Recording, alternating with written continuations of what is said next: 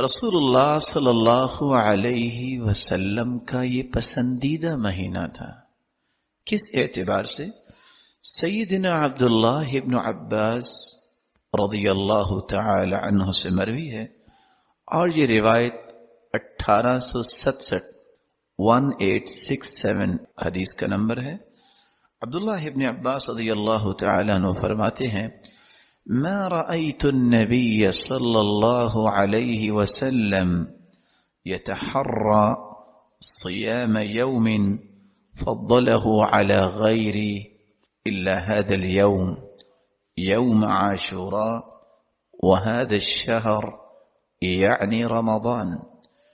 سیدنا عبداللہ ابن عباس رضی اللہ تعالی عنہ فرماتے ہیں، میں نے رمضان المبارک کے علاوہ سوائے محرم کے روزے اور خصوصاً یوم عاشوراء کا روزہ، 10 محرم کے روزے کا جو اہتمام رسول اللہ صلی اللہ علیہ وسلم کو کرتے دیکھا، کسی اور روزے کا اہتمام کرتے نہیں دیکھا.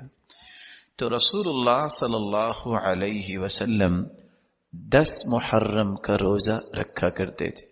جب آپ کی تشریف آوری مدینہ میں ہوئی تو یہودی روزہ رکھتے تھے. آپ نے پوچھا کہ آپ 10 محرم کا روزہ کیوں رکھتے ہیں؟ تو یہودیوں نے جواب دیا کہ اس دن اللہ تعالیٰ نے موسیٰ علیہ السلام کو اور اس کی قوم کو فرعون کے ظلم اور زیادتی سے نجات دی تھی، اور فرعون کو نیست و نابود کر دیا، غرق کر دیا. تو ہم اللہ کا شکر بجا لانے کے لیے یہ روزہ رکھا کرتے ہیں.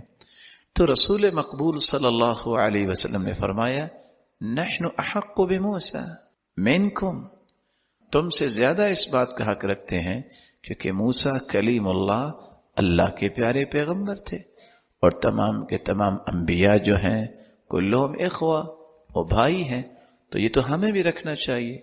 تو رسول اللہ صلی اللہ علیہ وسلم نے یہ روزہ رکھا اور مسلمانوں کو روزہ رکھنے کا حکم دیا.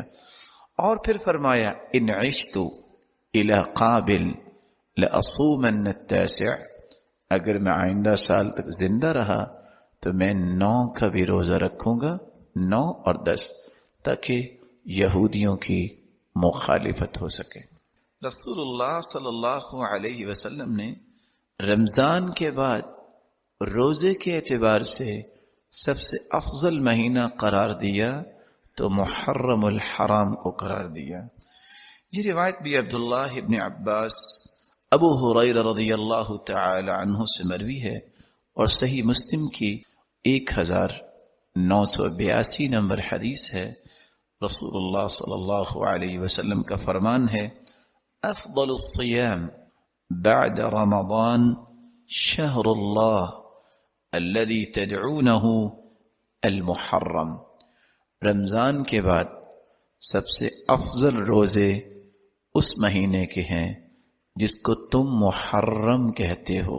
شہر اللہ، جو اللہ کا مہینہ ہے، اور تم اس کو محرم بولتے ہو. یہ مبارک مہینہ گناہوں کی معافی کا مہینہ قرار دیا گیا. اس اعتبار سے سیدنا عبداللہ ابن عباس کی روایت جو صحیح مسلم میں 1162 نمبر پہ ہے، رسول اللہ صلی اللہ علیہ وسلم نے فرمایا، احتسب علی اللہ ان یکفر السنہ التي قبلہ، جو 10 محرم کا روزہ رکھتا ہے 1 سال کے گناہوں کو اللہ تعالی ایک روزے کی وجہ سے معاف فرما دیتے ہیں.